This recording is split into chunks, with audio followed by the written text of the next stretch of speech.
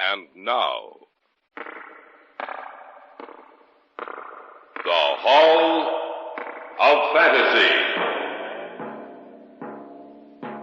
Welcome to the Hall of Fantasy. Welcome to the series of radio dramas dedicated to the supernatural, the unusual, and the unknown. Come with me, my friends. We shall descend to the world of the unknown and forbidden, down to the depths where the veil of time is lifted, and the supernatural reigns as king. Come with me and listen to the tale of the Masks of Ashor. What's the matter, honey? What's wrong? Oh, I must be going insane. Why? Oh, I was asleep. Suddenly, I woke up. A voice seemed to be calling to me. I started downstairs, always listening to that strange, unearthly voice. When I got down here, I walked into the living room and stood by the fireplace looking at the masks of Ashor. And Bert, I saw a pair of eyes in each mask, looking down at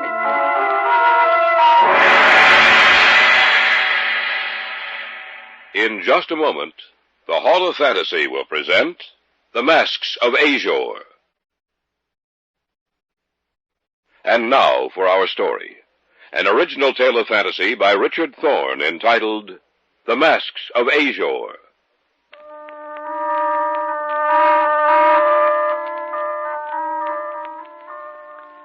There's certain things in this life of ours which can never be explained, at least with any normal, rational explanation.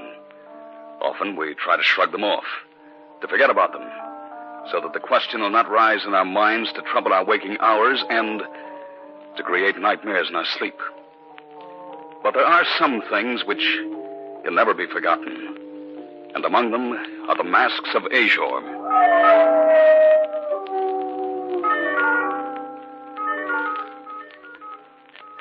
Marcia's uncle sent them to us. Harold Letterby was a man of wealth and unusual tastes. He traveled a good deal, and frequently he'd send back little curiosities that he thought we might enjoy. So we thought there was nothing unusual about the masks of Ashor.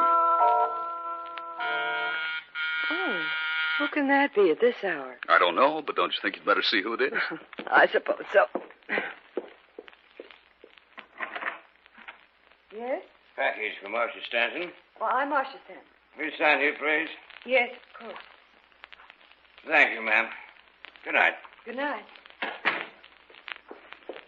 Did you order anything, Bert? No. Did you? No, not that I can remember. Oh, wait a minute, Bert. It's from Uncle Harold. Harold to go broke sending us all these things. Well, open it, honey. See what's in it. Did you notice the postmark? Mm-hmm, Istanbul. Well, I'll save those stamps for Greg. He'll want them. Uncle Harold's certainly been useful to Greg in his stamp collection, hasn't he?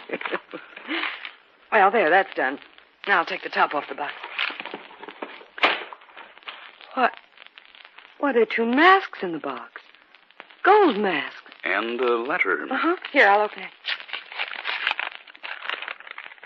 Read it aloud, Marcia. All right. Let's see. Oh, my dear Marcia and Bert, here is a little present I picked up in Istanbul. I hope that you like them as much as you seem to have enjoyed the other curiosities I have sent you. I picked them up at a little shop from a dealer who was quite anxious to get rid of them. He called them the Masks of Ashor. They're almost pure gold, and yet I bought them quite cheaply. There's some kind of a story connected with them. I don't know what it is. If I learn anything more, I'll be sure to write you. We'll return to the States shortly. Love, Uncle Harold. They're beautiful, and yet grotesque at the same time. Well, they look human, and yet... Well, it was pretty nice of Harold to send them to us. Where should we hang them? I don't know. That's your domain, not mine. Well, how about... Oh, over the fireplace? One on each side of the mirror? That sounds pretty good. Oh, we can hang them right now. Anything to make a man work. Bert. Yes, dear. Oh, it's nothing. Well, what were you going to say? Well, I don't know. For a minute, I had the strangest sensation about those masks. As if they could actually see me.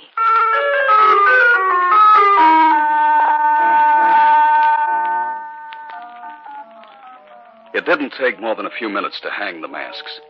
They hung one on each side of the mirror over the fireplace. They looked quite good there, and yet, in a way, they seemed out of place. The following night, Greg dropped in for a while. Thanks for the stamp, Bert. That was the first thing he said when the package came. Greg will want the stamp. All the way from Turkey. From your Uncle Harold, Marcia? Mm-hmm. He sent us those. I wondered where you'd got them. They're really quite nice. They're beautiful and yet grotesque in a way. That's just what I said. Practically the same words. You think you both had one mind. They certainly catch your eye. Is that real gold? According to Harold, it is. Well, it must be quite valuable. Well, Uncle Harold said he bought them for a song. It couldn't have been very cheap. The gold alone is worth a good deal. As a matter of fact, Harold said the dealer seemed quite anxious to get rid of them. I wonder why. Well, why worry about it? Do they have a name? Mm-hmm. They're called the Mask of Ashor. Ashor. You know, I've seen that name somewhere before. A-S-H-O-R, I think it's spelled. I can't remember where. Well, don't worry about it. What? Anything wrong, Greg? The holes the masks have for eyes. I thought I saw something, that's all. Saw what? I don't know. For a minute, I thought there were really eyes in the masks, and that they were watching me. Watching every move I made.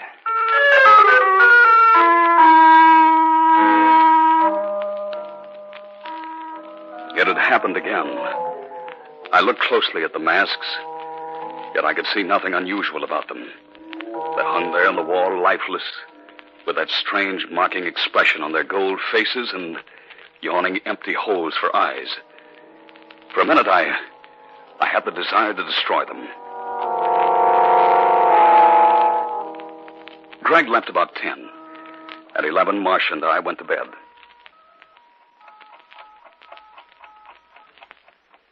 I fell asleep almost at once. I don't know what woke me, but of a sudden I was awake. I looked over at Marcia's bed, only to find it unoccupied. There was no sound in the room. Nothing save for the tiny heartbeat of the clock. For some reason, I had a desire to go downstairs. Something seemed to be directing my actions. I was fully awake, yet I seemed to be in some kind of trance. I'd started down the stairs. Marcia, is anything wrong? Bert! Bert! What's the matter, honey? What's wrong? I must be going insane. Why? Well, I was asleep. Suddenly I woke up. A voice seemed to be calling me. I started downstairs, always listening to that strange, unearthly voice. When I got down here, I walked into the living room and stood by the fireplace, looking at the masks of Ashor. And Bert, I saw a pair of eyes in each mask, looking down at me. You must have imagined it. No, Bert, I didn't. Those masks had eyes, and they were watching me. Watching every move I made.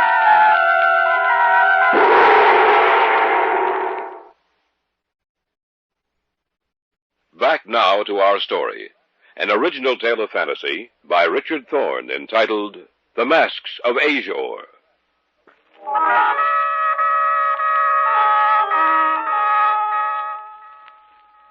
I had awakened in the middle of the night. Something had compelled me to go downstairs. And I found Marcia down there. She was almost hysterical. Those masks had eyes. And they were watching me.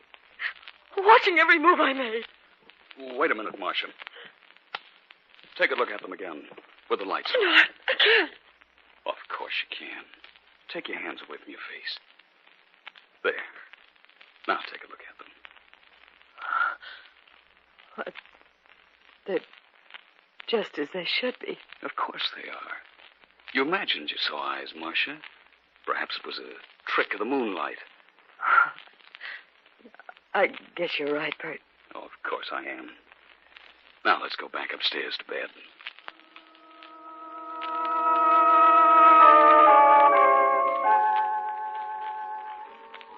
The following day was Saturday, and I didn't have to get down to the office. We both slept rather late that morning. A short time after we'd eaten breakfast... Yeah, I'll get it, Marcia. All right, dear. Telegram, sir. No? If you'll just sign right here. Of course. Yeah, thank you, sir. Good morning. Good morning. Who was it, Bert? A telegram. Well, who'd be sending us the telegram? I don't know. I'll see. Who's it from? Harold. Uncle Harold? What does he say? I'm returning to the States as soon as possible. Taking plane this evening. Be very careful of masks of Ashor. Do not let anyone have them. Am in danger of my life. Harold. In danger of his life? What did they mean? I don't know. But it has something to do with the masks of Ashor.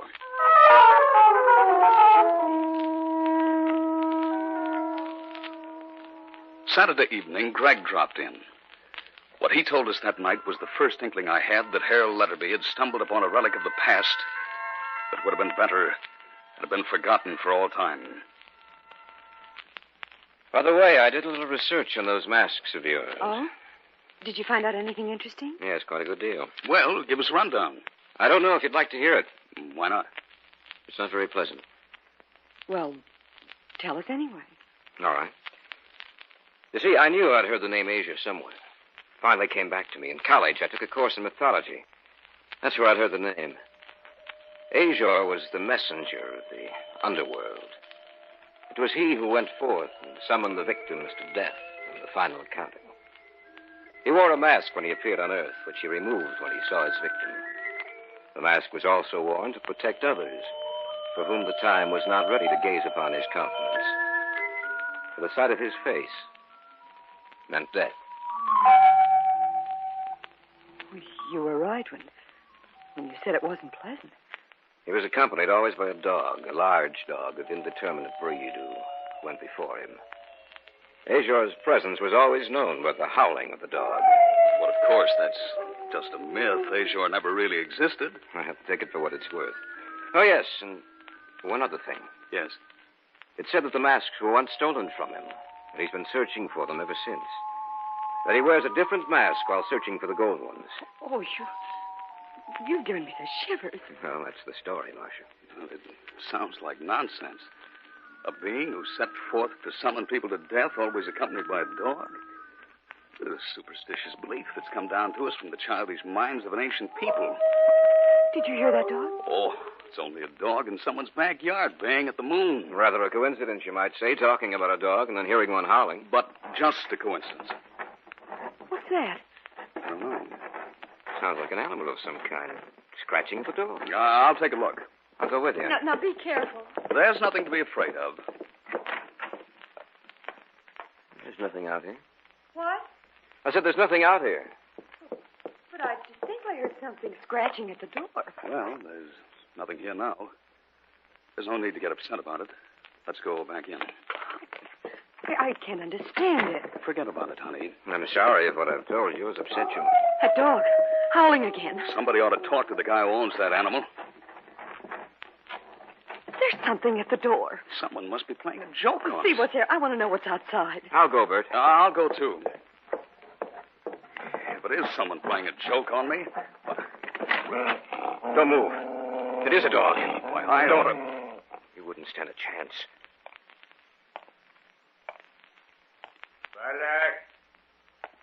Valek, come here. Must be the dog's owner. Valek, where are you? Quiet, Valek. Are you the owner of this dog? Yes. I'm sorry if it's caused you any trouble. Well, you ought to keep him on a leash. Is everything all right? Yes, everything's all right, Marshal. Oh, your dog, it frightened us. I'm very sorry about that. Valek, you shouldn't run so far away from me. Ooh, what are you looking at? I'm sorry. I was looking past you to those masks you have hanging over the fireplace. Right. I'd better put the leash on him. If you'll excuse me, I'll be going. Sorry to have disturbed you.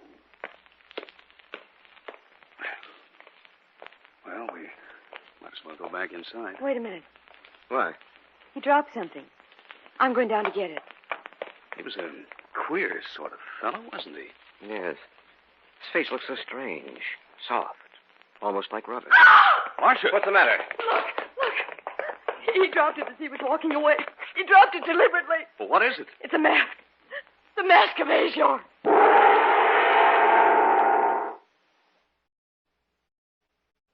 Back now to our story.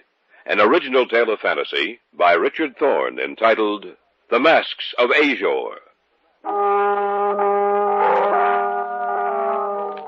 We stood just outside the house. A minute before, the man and his dog had disappeared from our sight.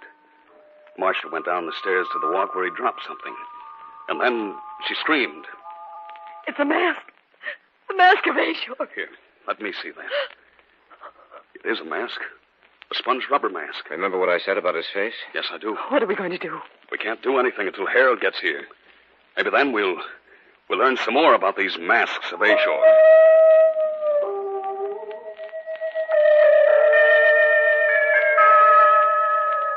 I'm sure that Marcia didn't sleep that night. As for myself, I dropped off occasionally, only to awaken with a start. But each time I looked across the room, Marcia was still in her bed, staring at the ceiling. Occasionally during the night, I heard the sound of the dog howling out there in the darkness. And each time I heard it, the sound of its voice made me shudder. The following afternoon, about 4 o'clock, a cab pulled up in front. Harold Letterby got out and came up the walk leading to our house. I see that you received the masks. Yes. And did you receive the cable? Yes, the following morning. When you bought these masks, you said that the dealer was anxious to get rid of them. Why? Had I known then what I do now, I would never have bought them. I think we know some of the story about Ashor coming to Earth to conduct his victims back to death. And the dog, Bert. Don't forget the dog. Then you know about the dog? Yes.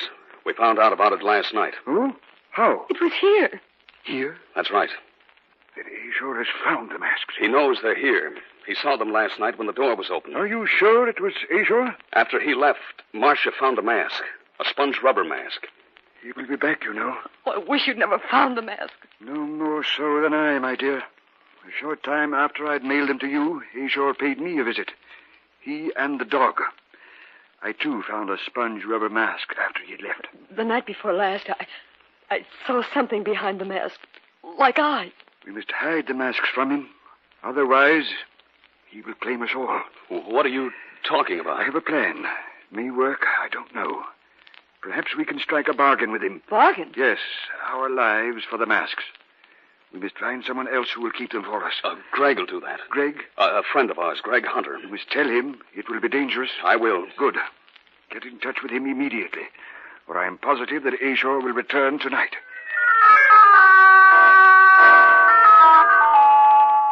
I called Greg and told him of our plan. Harold decided that he'd go back to Greg's apartment with the masks, and if Ashor agreed to the bargain, we would send him there and Harold would return them to him.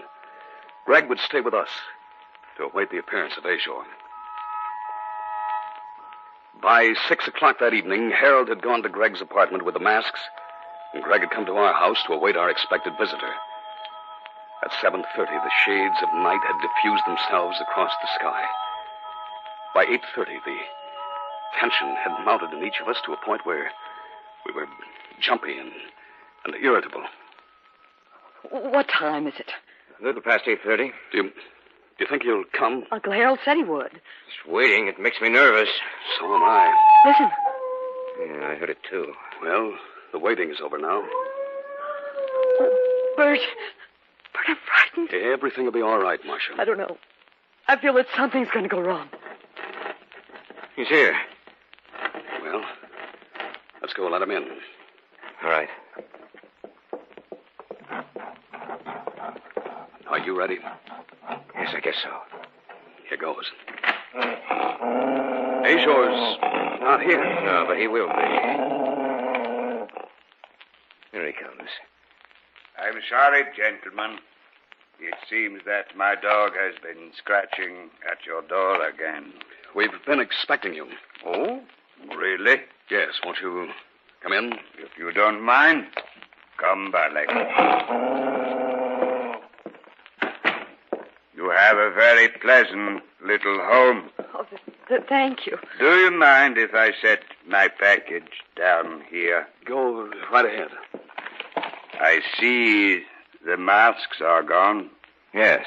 We put them away. They were very interesting, you know. Weren't they, Balak? Balak is a good dog, yet he frightens people sometimes. You came here for the masks, didn't you? The masks? The masks of Ashor. Oh. You don't have them, though, do you? Not right here. You have them somewhere else? Yes. We'll make a bargain with you. We'll return the masks if you leave us alone. Then you know the legend of Ashor. Yes. I brought you something. It's in this package. In time, Barley, in time. What about the bargain? The bargain? Oh, yes, the bargain. I'm afraid I can't agree to it. Why? You see, I already have the masks of Ashor. Look for yourselves. But Uncle Harold is no longer alive. Why, you dirty... I'll tear that mask off your face and... Quiet, Balak. Quiet. I have no mask on, Mr. Stanton. But you are gazing upon the face of Ashor, and those who see him no longer remain alive. Now, Balak, now. Look out!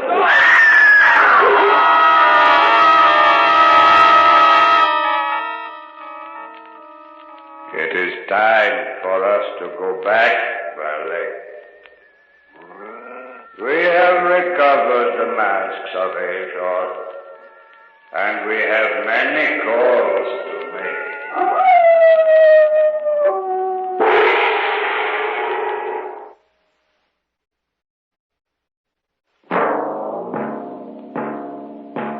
So runs tonight's tale of the unusual, the terrifying, the unknown.